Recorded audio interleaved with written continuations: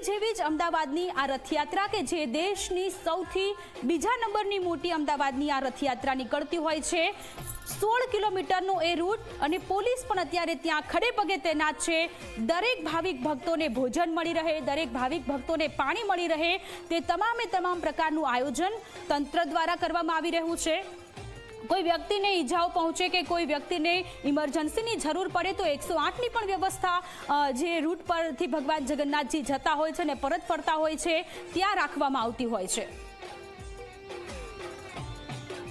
તો પ્રેમ દરવાજાથી ગૌરવ દવે આપણી સાથે લાઈવ જોડાયેલા છે. ગૌરવ, સરસપુરમાં ભગવાને થોડો આરામ કર્યો, 56 ભોગ આરોગ્યા અને હવે પરત ફરી રહ્યા છે ભગવાન.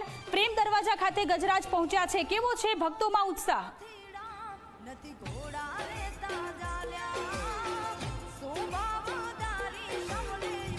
ચોક્કસ જ આપને દ્રશ્યો બતાવવાનો પ્રયાસ કરીશું કે અત્યારે પ્રેમ દરવાજા ખાતે અમે અત્યારે ઉપસ્થિત છીએ અને ત્યાંથી રથયાત્રાની શરૂઆત છે તે ફરી એક વખત સરસપુરથી લઈ અને ખાસ કરીને તંબુ ચોકી સુધીની શરૂઆત થઈ છે. ખાસ કરીને આ જે અત્યારે ટેબલો છે તે બધા પહોંચી ચૂક્યા છે, ટ્રક પહોંચી ચૂક્યા છે અને સાથે સાથે રાજ્યના ગૃહમંત્રી હર્ષ સંઘવી છે, તેમની સાથે અમદાવાદ પોલીસ કમિશનર પણ તેઓ ઉપસ્થિત છે અને તેઓ પેદલ ચાલી અને આ સંવેદનશીલ જે વિસ્તાર છે તેની અંદરથી અત્યારે તેઓ પસાર છે તે થઈ રહ્યા છે.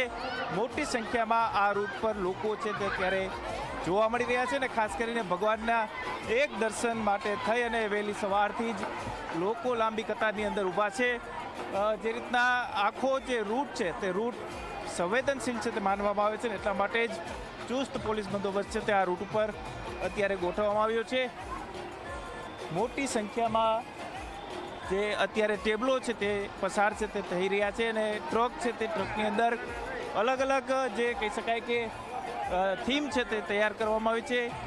ભગવાન જ્યારે સરસપુરથી પોતાના નિજ મંદિર તરફ પરત છે તે ફરી રહ્યા છે ત્યારે આ વિસ્તારની અંદર લોકો છે તેમને આવકારતા અત્યારે અહીં જોવા મળી રહ્યા છે અને મોટી સંખ્યામાં લોકો ભગવાનની એક ઝલક મેળવવા માટે થઈ અને અહીં જોવા મળી રહ્યા છે. ખાસ કરીને આગળ જે પ્રેમ દરવાજાથી આગળનો જે વિસ્તાર છે, લીમડા ચોક વિસ્તાર કે જ્યાં કોમી એકતાનું પ્રતીક છે તે દર્શાવવામાં આવતું હોય છે ને એટલા માટે જ અહીં જ્યારે મુસ્લિમ સમાજના જે લોકો છે તેમના દ્વારા આ વિસ્તારની અંદર જે રથનું પૂજન છે તે કરવામાં આવતું હોય છે અને કબૂતર ઉડાડી અને કોમી એકતાનું પ્રતીક છે તે આપવામાં આવતું હોય છે.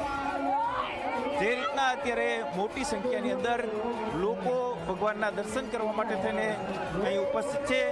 ખાસ અલગ અલગ જે સમાજના લોકો છે કે તેઓ પણ આ રથયાત્રાને આવકારવા માટે થઈ અને અહીં જોવા મળી રહ્યા છે. ગજરાજ છે કે તેઓ પણ અત્યારે આગળ ચાલી રહ્યા છે. સાથે જ જે રીતના રાજ્યના જે ગૃહમંત્રી છે કે ગૃહ રાજ્યમંત્રી હર્ષ સંઘવી છે કે તેઓ પણ અત્યારે અહીં આખા રૂટ ઉપર તેઓ ચાલી અને અત્યારે તેઓ નિરીક્ષણ કરી રહ્યા છે કારણ કે સંવેદનશીલ આ વિસ્તાર છે અને આ વિસ્તારની અંદર તમામ જે સુરક્ષાના પહેલું છે તે ધ્યાન છે તે રાખવામાં આવતા હોય છે.